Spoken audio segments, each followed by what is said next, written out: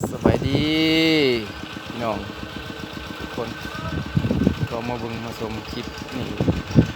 ถ่ายหน้ากันแล้วพี่น้องเริ่มเนี่ย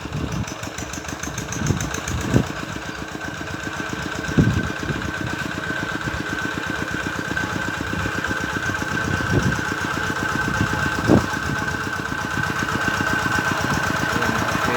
ถ่ายหน้าแล้วบัดน้ำก็ไหลาย